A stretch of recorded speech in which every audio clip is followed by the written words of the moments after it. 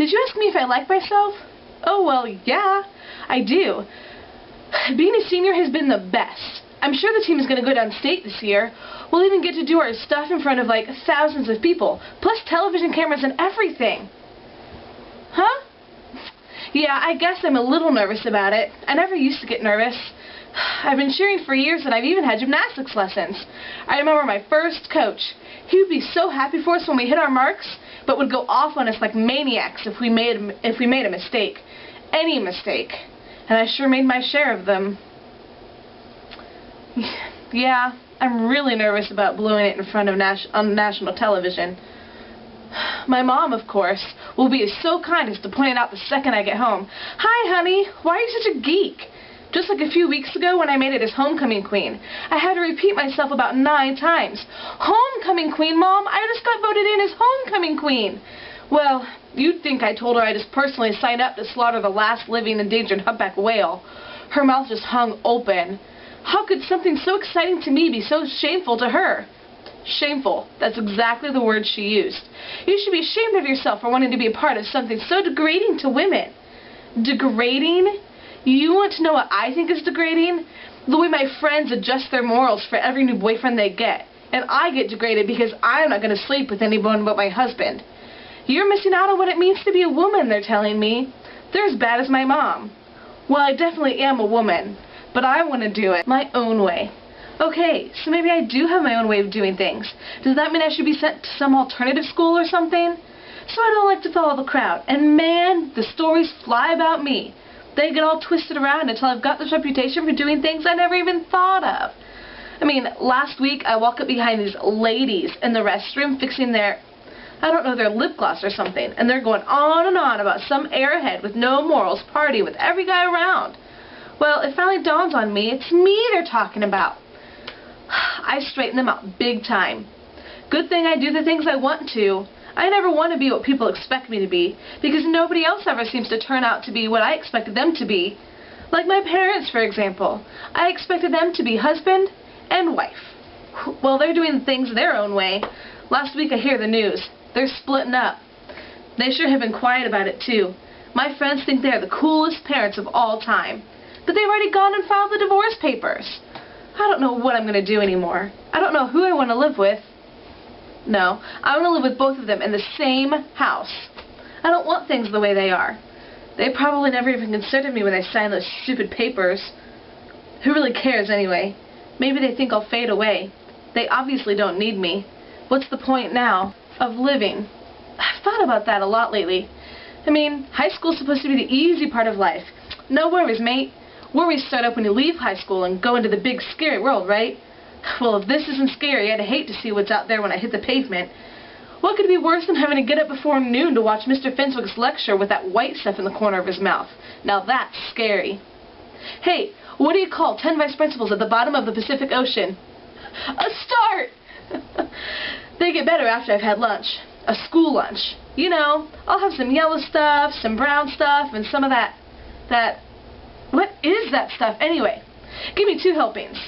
Oh, and after the mystery meat, there's always Driver's Ed with those thumbs-up movies. Oh, please, please, can we watch Bloody Highway again? No, I want to lose my lunch. I like it when people laugh. For a split second, I don't feel afraid. Then, when it's over, I feel panic set in. I'm afraid of how afraid I feel. You're not supposed to feel afraid when you're in high school, are you? There are times, though, when the laughter doesn't feel so good. Like a few weeks ago, with my art project. I had the whole thing done 2 weeks early so I could get some feedback and change some things before the entries were due for the competition. It was all I did all semester. Algebra, Spanish, American Lit, all of it down the tubes for this baby. So, one day during study hall, I finally get up enough guts to go down to 101 to see what my art teacher thinks about it. And way before I get there, I hear the whole class laughing hysterically. The door is open and I see this crummy teacher showing my piece to the class as an example of what not to enter. Oh, it was all a big hoot. He never said a word to me, never even gave me a chance. And you know the saddest part? I thought he liked me. Oh, who cares about that stupid competition anyway? Hey, did you hear the one about the atheist lying in the coffin? Yeah, all dressed up and nowhere to go. I mean, nowhere. Finals and SATs are just around the corner, and the colleges I apply to are doing these major entrance exams. I feel like I'm trapped, like I can't breathe, like I'm crawling out of my skin. I know the official name for it. I went to the library last Saturday and looked it up in Psychology Today. Performance anxiety, panic attack syndrome, anxiety disorders. It feels like massively creepy to read about yourself in articles by PhDs and doctors of psychiatry hospitals. But it happens to me everywhere. World history presentation, vocabulary tests, answering a basic trig equation. My heart races, my stomach closes up, the sweat pours, and I feel like bolting for the door. Everybody thinks it's so easy for me, a shoo-in for valedictorian. I should be calm and collected. But I'm not going to make it through grad school without a triple bypass at this rate. I'm so afraid of failing. Last week we had a quiz in biology. A stupid little quiz, but I couldn't bring myself to study for it. I got an F, of course, my one and only of all time. But there's no way I can tell anyone about this failure thing. I've decided to completely change my life. When I go off to college, I'll be a lot more careful, you see. I won't even tempt things I'm not absolutely positively sure I'm going to ace. I know that's going to make anything close to scientific research and study a big-time joke, but I don't care. Maybe that way there will be fewer people to disappoint, less pressure on me. I'm not saying it won't be a step down for me, but I don't know how much longer I can handle this. I've never felt so trapped in all my life. You can't just be good to get anywhere anymore. You have to be the best. And I was thinking, maybe I need to be better than I am. More interesting. Not so terrified of what people think. What I think of myself, I guess. Anyway, that's why I started smoking dope with them all. When I'm toasted, I'd like to be better. I didn't act like me. I wasn't afraid. After I started partying, I became like someone else. And I'd wonder, is this bold, likable person really me, or am I just Jack Daniels? But then it'd wear off and I'd start hugging the walls again. Doing what they do is not what I want out of life. I'm not sure. What do I want out of life? You can believe nobody'd understand what I wanted, even if I had someone to tell.